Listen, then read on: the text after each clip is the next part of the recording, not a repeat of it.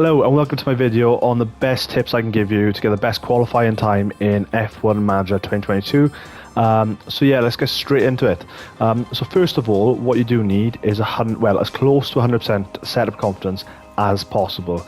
So as you can see there, I've got 95% for Verstappen and 99% for Sergio Perez.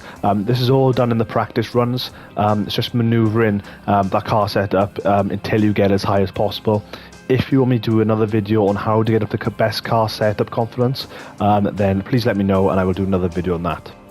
So tip number 2, so we need to look at the run plan. This essentially talks about our cooldown laps, additional fuel, and these are important things. So we want to have one flying lap, as that gets the tyres heated. Secondly, we want to include cooldown laps, because that gives the driver an optimal start to recharge the ERS and things like that. But this is the important part, the additional fuel. Some teams have one lap in their additional fuel. So if you look, if I change this to one lap and you look at the fuel down the bottom, it is now 7.7 kg fuel load.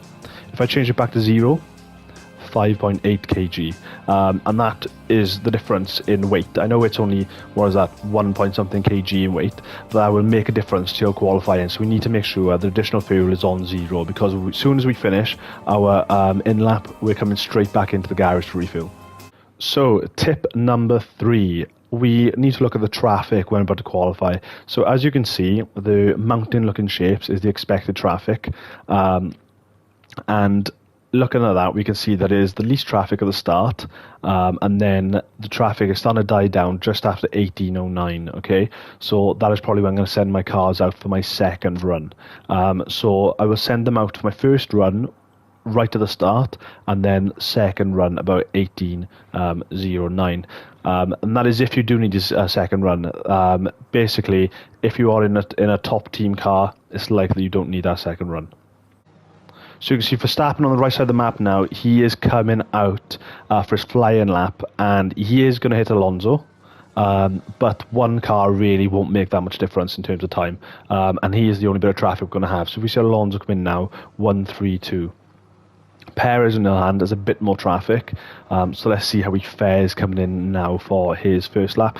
Just slower than Verstappen, so that's a good result. Let's see how the rest fare.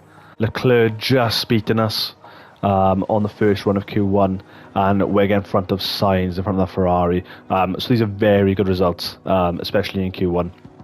So tip number 4 for this video is that, as you can see, especially if you're a top team, so this is specific to a top team in F1, you don't need to send them out for that second lap. I would use, I would save the tyre that you have, and I would probably use this same tyre now in my next Q2, because you know you're going to qualify. The car's fast enough, you don't need to send them out for a second run and just reserve that tyre. Okay, so on to my next tip.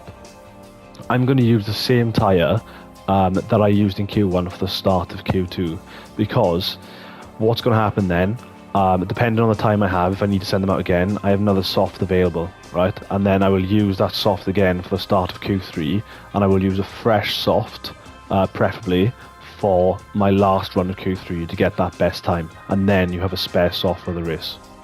Okay, so using that same tyre that I used in Q1 for my first run of Q2, I have managed to beat both the Ferraris with Verstappen, and Perez just losing out to the Ferraris. But Verstappen is currently in pole position in Q2, which is massive, and that was using the same tyre that I used in Q1 for my first run into Q2. Okay, now, so the best tactic that I can use now is that I have a spare soft for one run of Q3 and the last run of Q3 as well. So I have brand new softs, and that's because I only used a soft from Q1 in Q2, and I only run the cars once. So that allowed me to have 2 spare brand new softs for Q3, which is the most important part. Q1 and Q2 is just all about getting Q3, and with Red Bull or a top team, you are able to do that with the old tyres because the cars are so quick. So now I'm going to use brand new softs for each run of my Q3 run, and then still have a spare one for the race.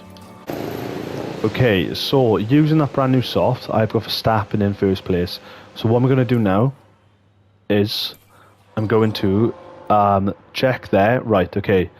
I need to get the cars out now. So I'm going to put a brand new soft on for the tire for Verstappen. I'm just going to get him out as quick as possible. And the same with Perez. And we're going to use that gap to hopefully get them out in where the least amount of traffic is on the brand new softs.